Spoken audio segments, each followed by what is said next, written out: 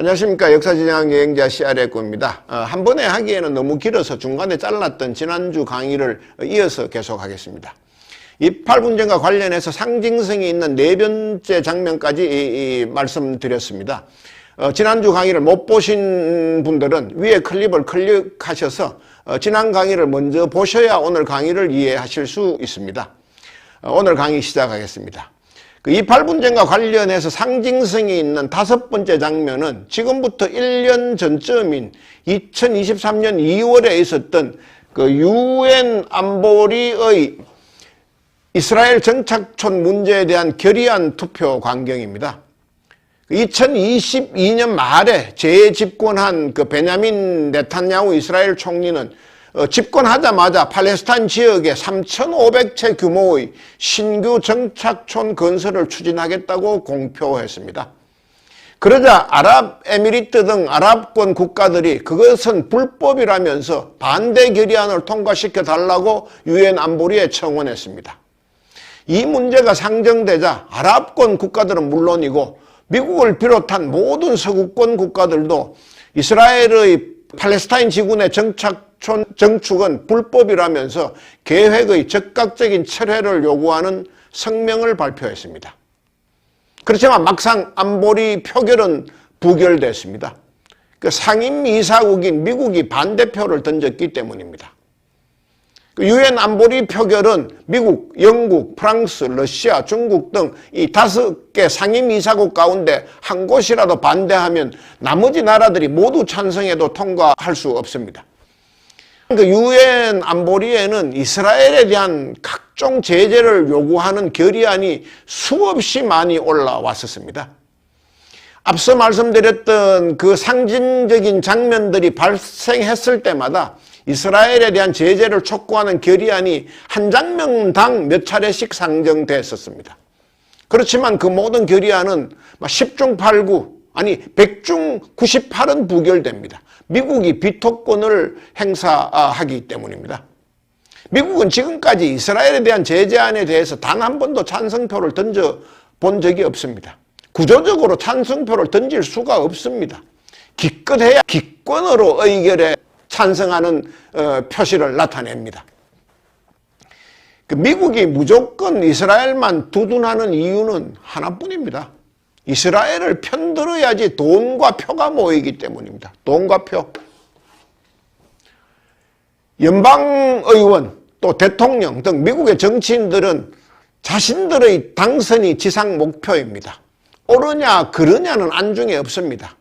되느냐 떨어지느냐에만 관심이 집중되어 있습니다. 선거의 당락을 좌우하는 가장 큰 변수는 선거 기금입니다. 돈을 얼마나 모으느냐에 달려 있습니다. 막강한 금력을 가진 유대인들은 선거판의 큰손입니다. 그 사람들의 눈밖에 남은 선거 기금을 모을 수가 없습니다. 반대로 이스라엘을 지지하면 선거 기금이 모입니다. 표는 기독교 복음주의 세력에 의해서 확보됩니다. 기독교 복음주의자들은 일방적으로 이스라엘을 편듭니다. 항상. 그들은 이슬람을 악마화하고 이스라엘을 피해자로 보는 경향이 아주 강합니다. 근데 아이러니한 것은 이스라엘 사람들이 많이 믿는 종교, 사실상 전 세계에서 유대인들만이 믿는 종교인 유대교야말로 예수의 존재를 절대적으로 부인하는 종교입니다. 이슬람은 그나마 예수를 선한 존재로 인정합니다. 아브라함과 모세, 예수, 무함마드를 알라신이 직접 보낸 4대 선지자로 생각합니다. 성경의 내용도 구약뿐만 아니라 신약도 많은 부분을 수용하고 인정합니다.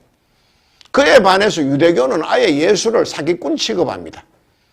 예수는 유대교 신도들, 자신들이 믿는 유일신인 야훼, 그 야훼의 아들을 참칭하는, 사칭하는 악한 존재라는 것입니다. 성경도 신약은 그들도 보지도 않습니다. 그런데 오로지 예수만을 따르고 성경은 1.1핵도 틀린 것이 없다면서 성경을 문자 그대로 믿는 기독교 복음주의자들이 어떻게 이슬람은 무조건 적대시하고 유대인에 대해서는 그렇게 호의적인 감정을 갖는지 이해하기 어렵습니다. 어쨌든 미국의 정치인들은 이스라엘을 지지해야지만 이제 돈과 표 그리고 당선을 꿈꿀 수 있는 만큼 앞으로도 이스라엘에 대한 무조건적인 지지, 이런 기조는 쉽게 바뀌지 않을 것 같습니다. 그렇지만은 미국과 이스라엘이 함께 새겨봐야 할 대목이 있습니다. 우크라이나 전쟁 같은 것이 세계의 어느 곳에서 또 발생할 가능성에 대한 것입니다. 가장 가능성이 높은 시나리오는 중국의 대만 침략이 될 것입니다만, 하여간 그런 일이 발생하면 미국은 세 군데에서 전쟁을 치러야 합니다. 우크라이나, 이스라엘, 또 새롭게 전쟁이 일어난 곳. 그러면 지금처럼 이스라엘을 막대하게 지원하기 어려워집니다. 팔레스타인을 비롯한 중동의 많은 나라들은 그때를 손꼽아 기다릴 수도 있습니다. 미국의 지원이 주춤할 때 그때가 찬스라는 생각을 할 수도 있다는 것입니다. 하여간 현재 이스라엘, 팔레스타인 간의 가장 큰 문제는 정착촌입니다. 정착촌이라는 것은 팔레스타인 사람들만 살 수 있다고 정해놓은 구역에 이스라엘 사람들이 임의로 들어가서 자신들의 주택단지를 만든 곳을 말합니다. 이스라엘 사람들 가운데는 팔레스타인 자치지구의 빈 땅이나 낡은 주택을 사들여서 이스라엘인들의 주택단지로 개발하는 사람들이 있습니다.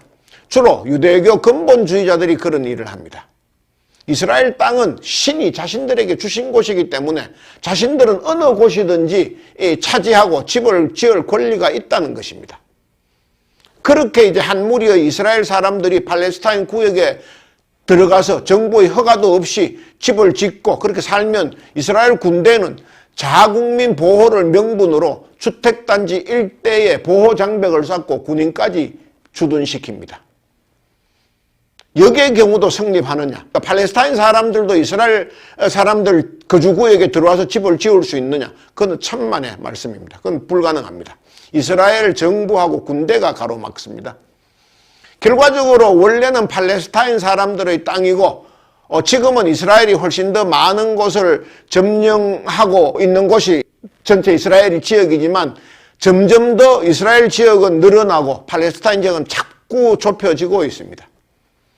1947년에 28 분할안이 유엔에서 처음 통과됐을 때 유엔이 두 나라에 각각 배분했던 영토는 56대 42였습니다.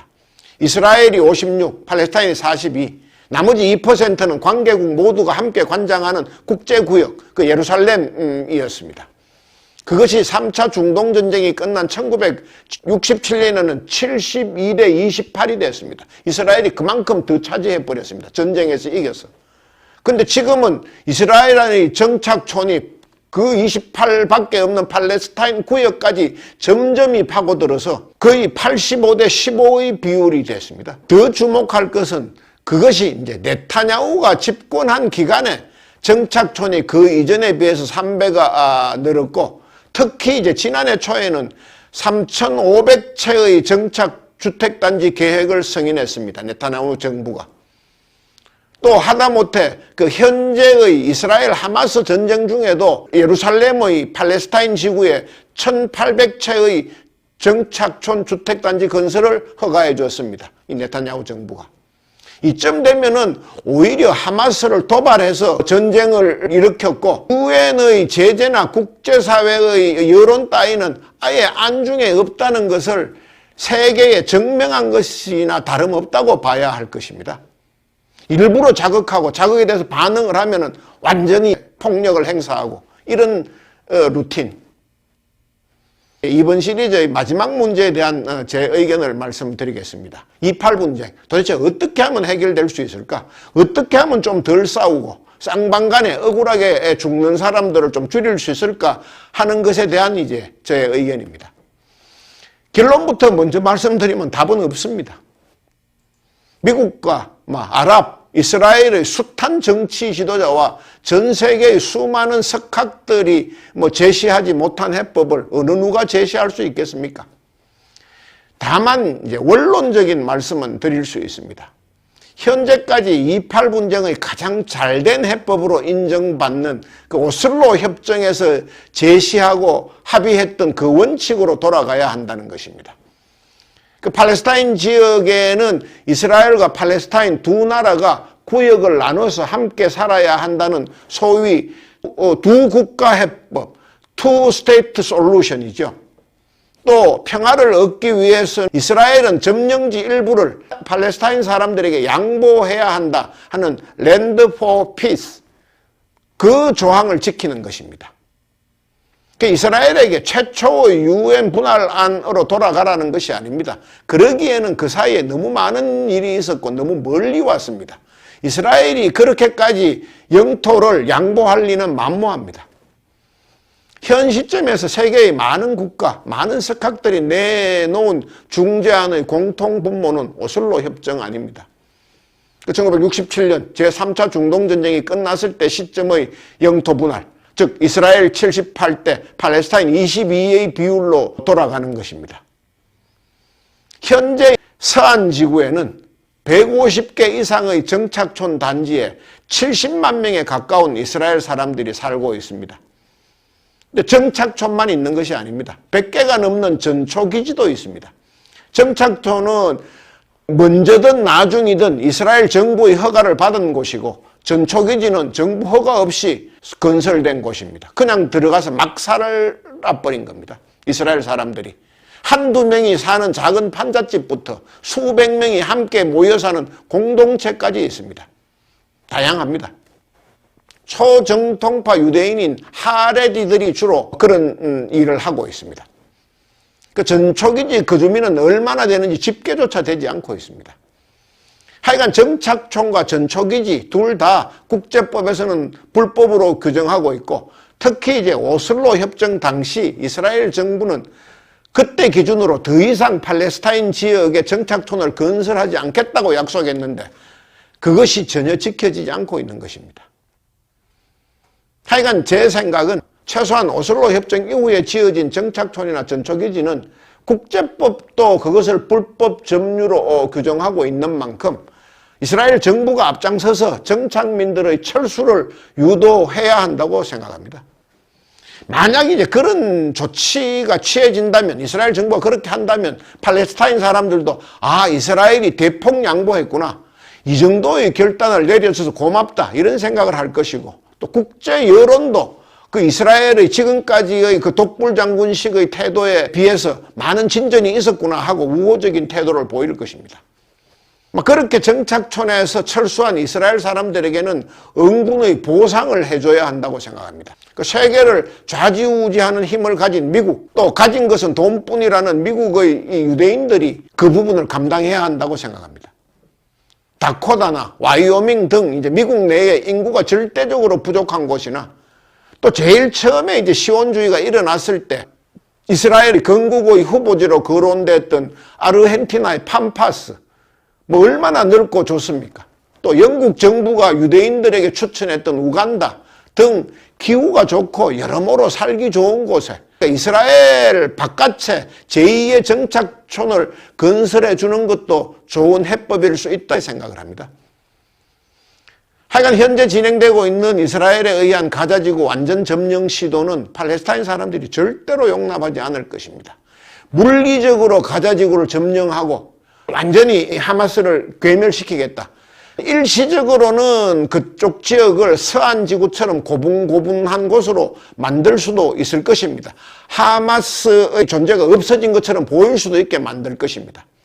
그러나 그것은 장차 그 가자 지역이 아닌 서한지구 안에서 제2, 제3의 하마스가 만들어지고 전선만 게릴라전처럼 확대하는 꼴이 될 것입니다.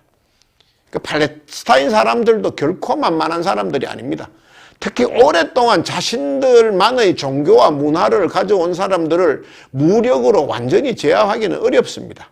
그것은 유대인 자신들이 표본입니다. 세계사의 수많은 민족들이 그것을 증명합니다. 저는 그 하즈볼라와 하마스, 그리고 아리엘 샤론과 베냐민 네탄야후의 집권은 강경파들의 득표 전략, 집권 전략이 유효한 때문이라고 생각합니다. 바로 지난번의 강의에서 갈등이 있는 나라, 분쟁이 있는 시대와 지역에서는 평화와 협상을 말하는 사람보다 갈등을 부추기고 전쟁을 선동하는 세력들이 득세하는 경향이 있다고 말씀드린 바 있습니다. 저는 이번 강의를 마치면서 한 번 더 그 말씀을 드릴 수밖에 없습니다. 지금 이스라엘과 하마스는 강경파들이 득세하는 상황입니다. 그 사람들은 이제 대화를 주장하는 평화주의자들에 대해서 비겁자, 배신자로 몰아세우고 있습니다. 그래서는 안 됩니다. 이 세상에 좋은 전쟁은 없습니다.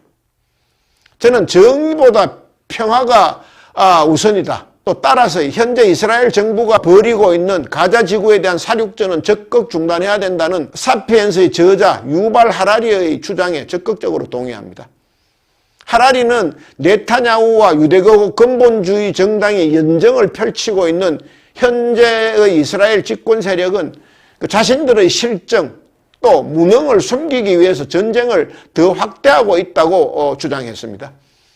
또 국민들의 시선을 전쟁으로 집중시켜 놓고 자신들은 장기 집권을 획책하고 있다고도 이야기했습니다.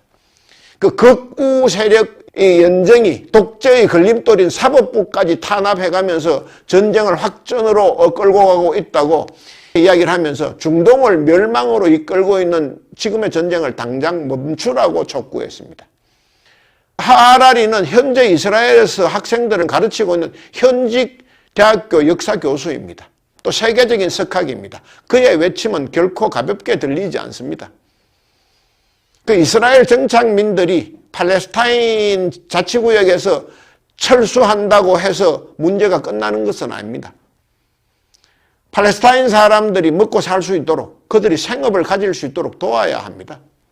일거리를 만들어주고 단란한 가족의 삶을 꾸릴 수 있다는 희망을 만들어줘야 합니다.